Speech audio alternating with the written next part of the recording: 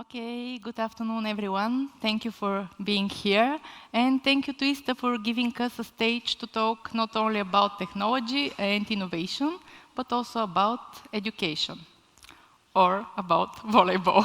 I have to ask Trayan about this ball in your hands. Please tell us what it's all about. Yeah, there's a little story behind it. I just want to take a moment to thank our hosts, ISTA, for having us today. Happy 15th anniversary to all of them. And it's also the 15th anniversary of Teach for Bulgaria. And we're very happy that we're celebrating our anniversary together. And for this reason, we're organizing a raffle. So anyone today who donates 50 level or more to Teach for Bulgaria and our STEM project will be eligible to participate in a raffle, and there are 3 very cool prizes that you can win. And the first one is this volleyball, which has the signatures of our national team players. We have this ball thanks to one of the presidents and owners of the Levski Volleyball Club, who is a Teach for Bulgaria board member and supporter. And we have 2 more awards. One of them is the chance to have a personal meeting, lunch or coffee with Georgieva, who is the founder of Telerik, one of the most successful Bulgarian technology companies of the previous decade. And also the chance to have a personal meeting with Svilen Rangelov, who is the founder of Dronamics. They're all friends of Teach for Bulgaria and great supporters, and they'll be happy to meet you. Join our movement and make a donation today. That's wonderful, and I'm sure many people here will be happy to support the STEM project. Okay, and let's hear from our audience. We have a QR code. Can we show the QR code? And we ask you about the skills of the future. What do you believe are the most important skills of the future? And when we see the QR code, you can scan it and type your answers. And until then, I will present our participants in this panel. Trayanov, CEO of Teach for Bulgaria, Zajedno, Danail Raykov, who is a teacher of mathematics, and Ivan Rusev, head of software development at Experian. When you see the QR code, please scan it and type your answers, and we'll see the results in a few minutes. And let's put our conversation into context. We are here at the biggest technology conference in Bulgaria, but we will talk about education. Trayan, why is it important to talk about education on a tech stage like this one? I think the state of education concerns us all in our different roles, whether we are working in business or whether we are citizens or whether we are parents, we have to care. People disagree today on almost every issue, but I think everybody would agree that if we want Bulgaria to be a wealthy country, we need to make sure that Bulgaria can innovate. And innovation really depends on talent. And talent, you don't just find and dig from the ground. You need to develop and you need to cultivate over many years. And all the countries that Bulgaria is competing with have been investing in education, and we need to invest in education as well. And if you run a business or if you manage a team, your number 1 job is to find the right talent. And if you're struggling to find the right talent, or you have to invest extra in order to develop people and develop skills that you would otherwise expect that they would have when they join your team, this is because there's a problem with education. So we need to talk about education. It affects us. Especially in a poor country like Bulgaria. Especially in our country, which doesn't have a lot of natural resources, which has a declining population, which is in a tough neighborhood. We need to make sure that we are competitive and that we invest in people. I just want to mention that a few days ago, the Nobel Prize of Economics was won by researchers who explained how innovation and creative disruption can force the economic growth and can lift living standards across the globe. So if we want these results, we really need to invest in innovation in business and innovation in the classroom. Business and education. Ivan, where do you see the intersection between business and education in practice? I would like to say that it's a family, but when we think of families, we think of all the passion, all the love between the partners, loving the kids, focusing and doing everything for the kids. And this family that is the education and the business sector is a bit twisted. So we need to be reminded almost every day that we need to love each other and we need to spend the time. So the kids, that is the focus of the family typically. We practically need to invest in them, and we need to invest as partners, not the two parents having a very different agenda, but actually focusing on what makes sense. And of course, that was a metaphorical response to the question. If I need to respond with the good and with the bad news, the good news is that we have a really well-established non-governmental sector that is supporting the business, and Teach for Bulgaria is a good example of that, because they come with all the guidance of how you run a school. I mean, typically schools, we think of them as the institution that is there to teach the kids, but it's also how you run the school. And if you run the school properly, basically properly as it sounds, then you're able to achieve the right results. And the NGOs around are actually pretty good ones, and they know how to support the system. The second one is that we say that Bulgaria is a poor country, but actually our GDP is going well. And if we think of an index that is there to represent the wealth of a nation, we should start to think of the index that represents the talent that is able to achieve results. And Bulgaria has the talent. It is about how to channel that talent so we achieve the results. And with having an education as a core value, I think that both the families and the businesses are more and more actually demanding that kids that go out of the schools and university actually have good education. So in short, the good news is that there is this pressure to the system, so it delivers a better talent out of the system. And of course, I'm not ignoring all the problems of the system and so on. The main problem for me is that it's a big system, and all big systems, they're actually small systems. We currently work on the future programs for high schools for IT.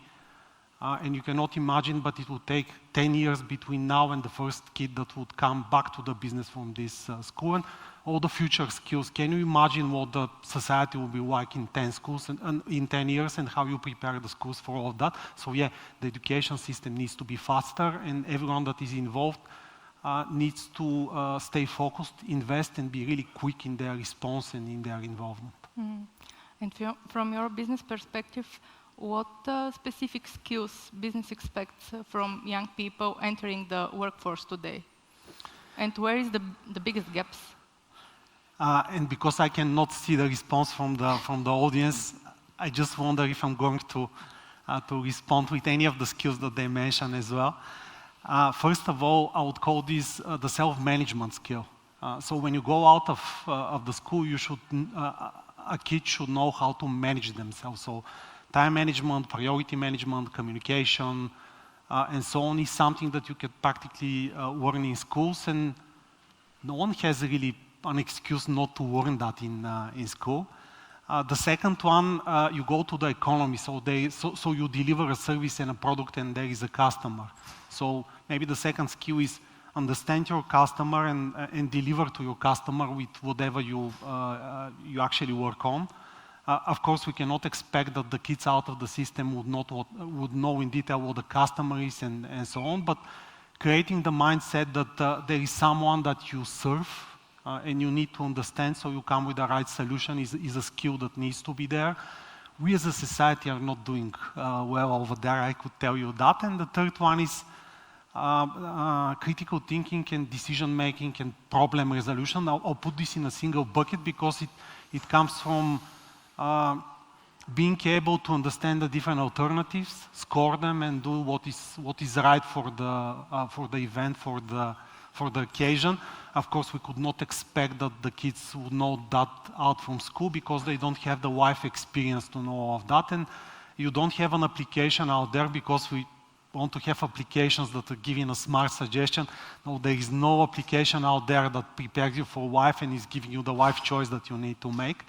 But what the businesses and the kids needs to do is understand that that's a gap and try to invest as much as possible in the first, 3 to 5 years of their development, so they get that critical thinking skill and they're able to resolve problems. Resolving problems is an everlasting critical skill that all of us need to have. And speaking of skills, another try. Can we show the QR code? 1, 2, 3. Perfect. Okay. If you want to share your thoughts about the future skills and the most important skills of the future, please, this is the QR code. And my next question is to Danail. You are a teacher, and what are the skills of the future in your point of view? And are we actually preparing students for them now? Thank you for the question. First of all, as Trayan and Ivan already said, business and education are closely connected. So the skills that we develop in the classroom should be the skills that will help the students into the future job market. And from my point of view as a teacher in mathematics, I can give an example from my perspective. One of these skills is mathematical literacy. And it's not about remembering formulas or solving equations, but it's about critical thinking, as we can see. It is about problem solving, and it's about translating real-world situations into the language of mathematics. And this also allows us to develop other important skills, such as analytical thinking, such as digital literacy, and even creativity, which might sound unusual for a subject like mathematics. And yeah, in Bulgaria, the education system still has a long way to go from just accumulating knowledge to developing skills, but the fact that we are here today discussing is a step in the right direction. And Teach for Bulgaria has been working towards this goal for 15 years now. Mm-hmm. May I ask to show the results on the screen, please? Okay, let's see. Critical thinking, empathy, focus, consistency, adaptability, analytical skills. Trayan, do you want to comment these results? And I know you have a lot of information from international researches and studies. What do you think? Yeah, I think there are many organizations and kind of trend watchers who are trying to answer these questions, try to figure out what skills children need to develop today so that they are ready for a world that we can't quite predict and imagine. The World Economic Forum had a study earlier this year. The top 5 skills that they listed, number 1 was analytical thinking, so it's a cognitive skill. Mm-hmm.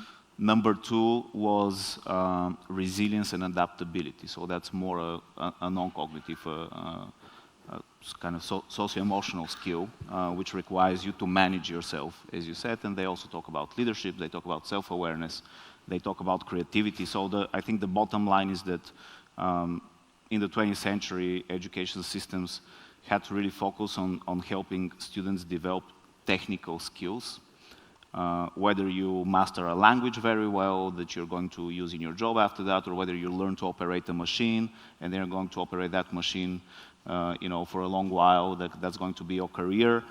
You master these skills and you're all set. But today, technical skills are easy to master. Anyway, technology changes too fast. And it's now well established that you really need to focus on these cognitive and non-cognitive skills of children. They're harder to develop, they take longer. And as Danny said, our system is not yet quite prepared. And I think that's where organizations like ours and other non-profit organizations play an important role. They basically try to experiment and innovate and then share good practices with the rest of the education system so we can start developing skills at scale. for all children. That's interesting. But I'm wondering, how do we prepare students for jobs that even don't exist now? And is the role of teacher is changing somehow in this new reality? Dani? Well, yeah, again, I will return to the idea of education that should be focused on skills. So we cannot know that how the future job market will look like in 10 or 20 years. But we can help our students develop skills such as self-regulated learning, as Ivan said, which means setting goals, which means planning and also reflecting on their progress. And of course, again, using technology effectively, of course, critical thinking. So, of course, the role of the teacher has changed more towards being mentors and guides, so we can create learning experiences for our students, so they can develop skills, but not just being source of knowledge. And if I can, and since we're in a technology forum, I want to share a quick story about two of my students. Their names are Tehelia and Nathaniel. They are brother and sister who came in our school from Suriname last year. And they don't speak Bulgarian yet. And I can't teach in English really, because most of my students would probably find it hard to understand, especially algebra, which sounds like another language for them. And for me. But yeah, since using online and digital platforms and adopting technology in my class, these students actually improved a lot. They now learn in their own language, not their own language, but a language that they understand. They ask a lot more questions. They are more and more motivated each time we work. So this is just an example how technology and digital literacy can improve what we are doing in the classroom, and how I can differentiate based on each student level. So yeah, of course, this is just an example, but we can see that technology does helps, and yeah, it's a skill that we should develop in the classroom. Thank you for sharing this story, and thank you for what you do every single day in your classroom. And I'm so happy that we have space to talk not only about the skills of the future, but also about the teachers of the future. And Trayan, what is the change of the transformation of teachers' role in this new reality? So I think the first thing is that teachers need to change their mindset that they're not a source of information, but they're designing an experience for students, and in that experience, students basically need to do stuff, because to master skills, you need to do things, right? You need to explore, you need to experiment, you need to debate, you need to create things, so you need to have the space for that. And the first leap the teachers need to make is to understand that their role has changed. And some teachers are doing that, others are not. I have a vivid memory when we were starting. Some of our teachers were changing the arrangement of desks in classrooms. They wanted students to work in groups or sit in a circle so they can talk to each other and see each other. And every day they would rearrange the classroom and they would leave, and on the next day they'll come back and the custodian would have changed the room and just back in the roles. And that would keep happening, and it's something that still happens in schools.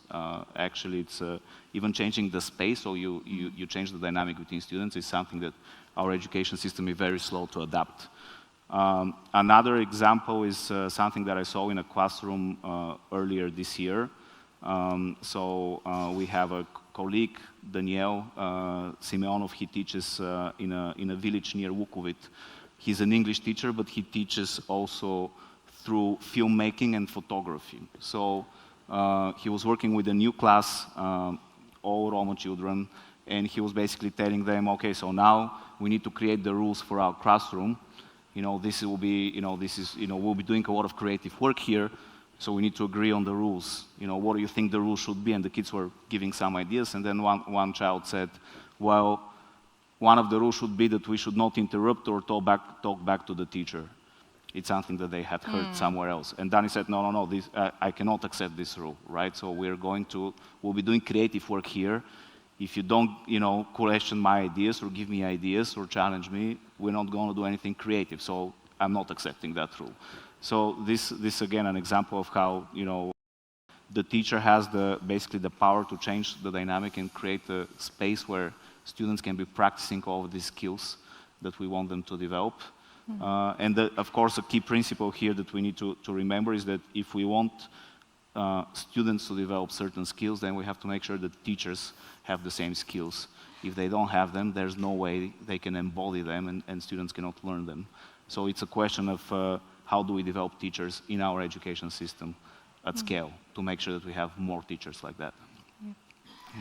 Ivan, how do you see the role of business in this process? And I don't know, what kind of collaboration or support business can provide to help this quality of education in Bulgaria we want? I could come with several different recommendations depending on the standpoint, and I'll try to come with examples on all of them. First of all, we need to understand that we are a community, and it might be a secret, it might not be a secret, but we actually, as a business associations, we actually work with Teach for Bulgaria. And unless we act as a community and we come with a common voice and we act as watchdogs from time to time and so on, we won't be able to achieve the change of that massive system that, once again, it is difficult to move the system. The laws of physics that if you're bigger, it takes more effort to move you in a different direction. It's the same laws that apply to that system as well. To each one of the people in the room, go back to your school. There are some students in the audience, so guys, when you 20 years from now, go back to your school. It's the same principle that you could apply.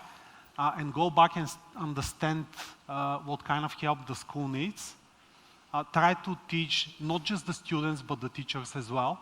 And if you could become a member of the parenting body of the school, that's a way that you could influence the different programs, how the school performs, how the teachers perform, and on and on. But be active in that process. And as a business, when I started my own involvement, I thought that we should go back to as many schools as possible and interact with as many people. Now I don't think like that, to be honest. To me, the key factor is actually working with the schools directors and with teachers, because that's the way that you could scale all the involvement and all the efforts that goes to working with the schools. What changed your mind from students in the center to teachers and principals in the center of this change? I've went to too many schools and I saw that my energy being spent there is maybe not giving as much effort when I compare to the fact that I could go to a principal and I could have a conversation and I could influence with the scale, because the school's principal, they go to the teachers and they go to the kids, and it's like, this is how you could move the system. I mean, the principal themselves, they are a much bigger factor in their own universe than just talking with the kids. And this is why I like, by the way, Teach for Bulgaria, because they practically work with those principals and teachers, and that's the way to influence the system. Dani, Trayan, let's use our final minutes to make it personal. What each of us, not only on the stage, but here in this room, can do to be part of this change we talk about. Dani? Should I begin? Again, from my perspective as a teacher, the school that I teach in has entrepreneurship profile. So each year we have Open Doors Day, and our high school students can meet with representatives of different businesses in Bulgaria or abroad. And you're all welcome there, so you can see how our students are developing these skills that we talk about. But even though I'm a teacher of younger students from grades 5 to 7, my classroom is always open for initiatives that will help my students prepare for the future, and that will help you guys see that the future is in good hands. So I think we all have a role to play. I was talking to a very successful Bulgarian venture capitalist, somebody who is helping incubate strong, successful companies, and he told me an interesting family story. So his great-grandfather comes from a village in the Elena Mountain. the mountain in the Balkan mountain, and during Ottoman times, basically this was a small village that didn't even have a church or didn't have a graveyard. You know, for those things, they would go to the next village. But they decided that they need to educate the children there. So 30 families who live there basically put all their money, build a single-room school, found a teacher from another town, and pay that teacher a salary so the teacher can live in their village, teach their children. Each family would cook, take shifts to cook for that teacher and provide for them so that the children are educated. And now 4 generations, the impact of this, you can see now 4 generations later. This person now is helping several generations of entrepreneurs. He's helping our organization, and this is how you kind of give back and spread the good. And I think we need to realize that we all have a role to play. We have a responsibility. If we want Bulgaria to be a good place for our children and grandchildren to live, we need to, in a similar way, contribute now. Ivan mentioned that we have a strong civil side sector. It's not that strong, it is getting stronger, but it is also fragile, and we might not have it. And there are politicians who think that non-profits should be banned or that non-profits shouldn't work in schools, and this can happen at any moment. We don't know. So it's important to be vocal. It's important to be active as a citizen, and we'll be also very grateful if you consider joining the movement and donating. And I should say, since I saw some people joining later, that we have a raffle, and just to remind everybody, if you donate 50 level or more, you're eligible to win meetings with 2 very successful entrepreneurs, and you're eligible to win this volleyball with signatures from the national volleyball team. Perfect. Thank you Can so you much. just pass me the ball? Yes, here it is. So, you remember that famous internet meme, and it was really popular around the time when the volleyball team became second in the world.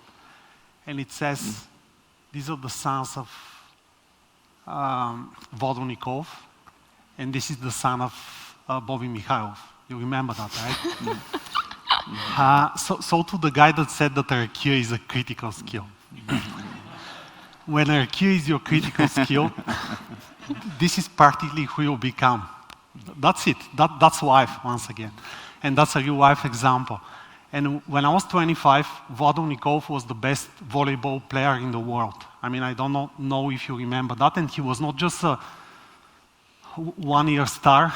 He was the best player for ages.